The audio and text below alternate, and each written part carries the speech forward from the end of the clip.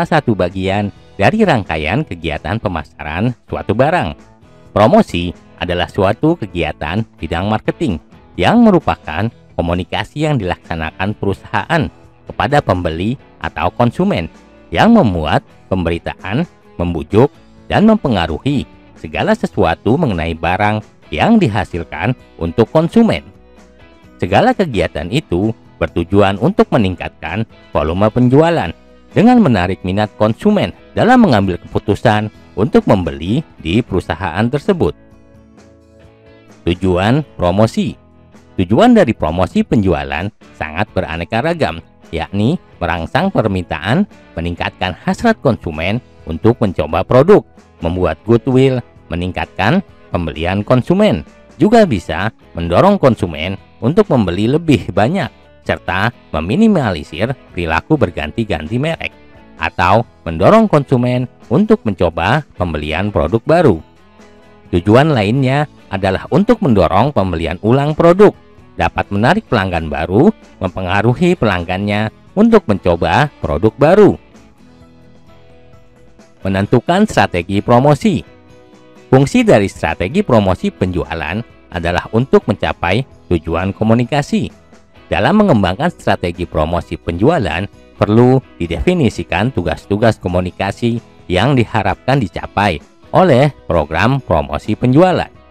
Dalam melakukan promosi agar dapat efektif, perlu adanya bauran promosi, yaitu kombinasi yang optimal bagi berbagai jenis kegiatan atau pemilihan jenis kegiatan promosi yang paling efektif dalam meningkatkan penjualan.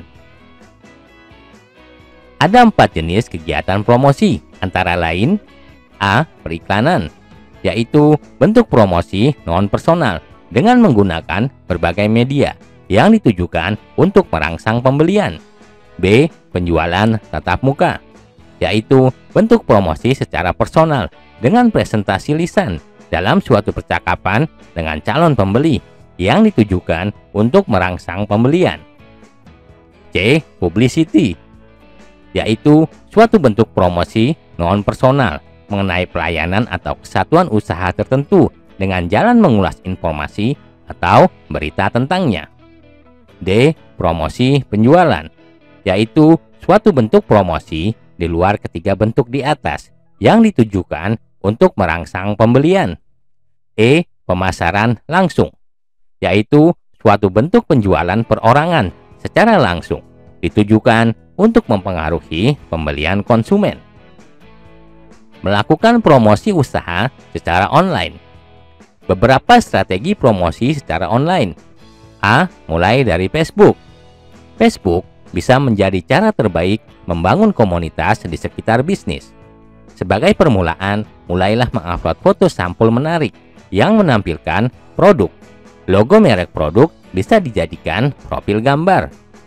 B. Berbagi foto di Pinterest. Pinterest mengambil alih ruang internet. Di sini, kalian bisa berbagi foto-foto menarik. C. Selalu aktif di situs media sosial. Tidak cukup memulai akun di Facebook atau Twitter. Kalian harus menjalankannya secara aktif. Cukup posting jajak pendapat, foto, atau kutipan menarik yang berhubungan dengan bisnis. Atur agar orang bisa berkomentar dan berbagi. D. Membuat blog. Buatlah blog tentang bisnismu. Setelah menulis posting baru, langsung link ke Facebook dan Twitter, dan kirimkan juga ke email teman-teman. Hindari kesalahan teknis dengan memposting tulisan yang terlalu panjang.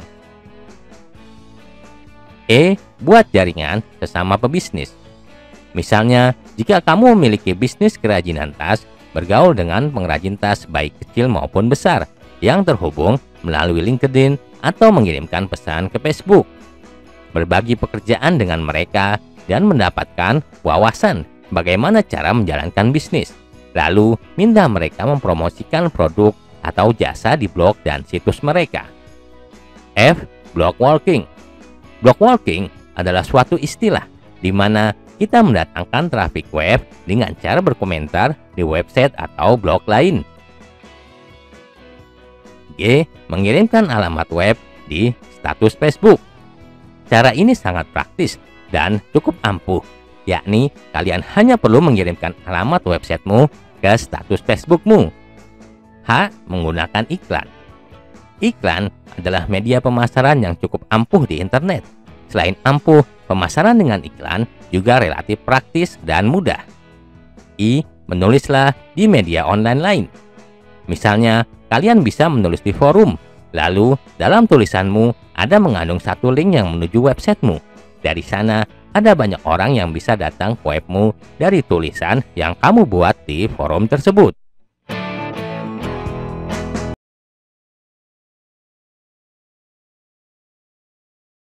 Usaha kerajinan dari bahan limbah berbentuk bangun datar. Pengertian: laporan kegiatan usaha merupakan penyampaian informasi tentang maju mundurnya pengelolaan usaha, sehingga akan tercipta komunikasi antara yang melaporkan dengan pihak yang diberi laporan. Laporan kegiatan usaha dibuat dan disusun secara sistematis, cermat, dan logis. Penyusunan laporan kegiatan usaha hendaknya bersifat komunikatif, jelas, dan mudah dipahami oleh semua pihak. Agar menjadi komunikatif, sebaiknya laporan pelaksanaan kegiatan usaha harus disusun dalam bahasa yang lugas dan mudah dimengerti. Dikatakan logis apabila segala keterangan yang dianalisis dapat diteliti alasan-alasannya, apakah laporannya masuk akal atau tidak.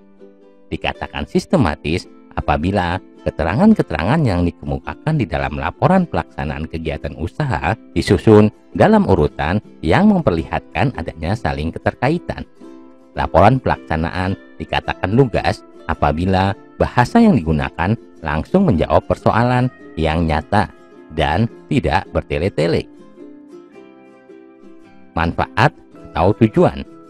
Tujuan penyusunan laporan kegiatan usaha adalah untuk memberi keterangan tentang masalah kegiatan usaha sehingga dapat diketahui oleh pemimpin atau bagian yang menyusun laporan kegiatan usaha.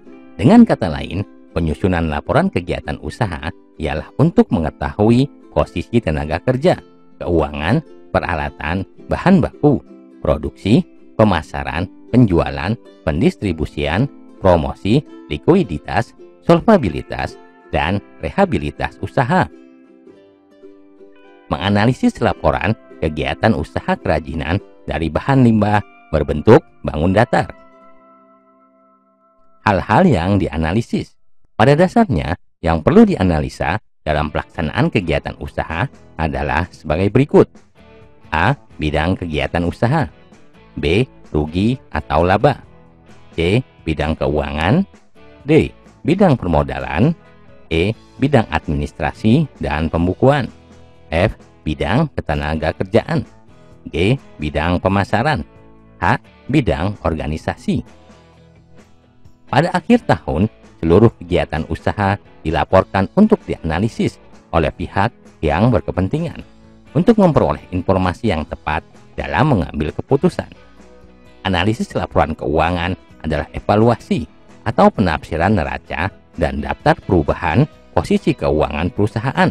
Mengadakan analisis laporan keuangan sangat penting untuk mengetahui keadaan dan perkembangan keuangan dari perusahaan yang bersangkutan.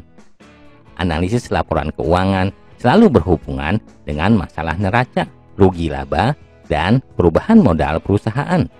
Analisis laporan keuangan pada hakikatnya adalah untuk mengadakan penilaian atas keadaan keuangan perusahaan. Untuk lebih dapat menggambarkan perubahan posisi keuangan dan sifat pengembangan perusahaan dari waktu ke waktu, suatu perusahaan diharuskan membuat laporan keuangan paling lama 2 tahun terakhir dari kegiatan usahanya. Pembuatan laporan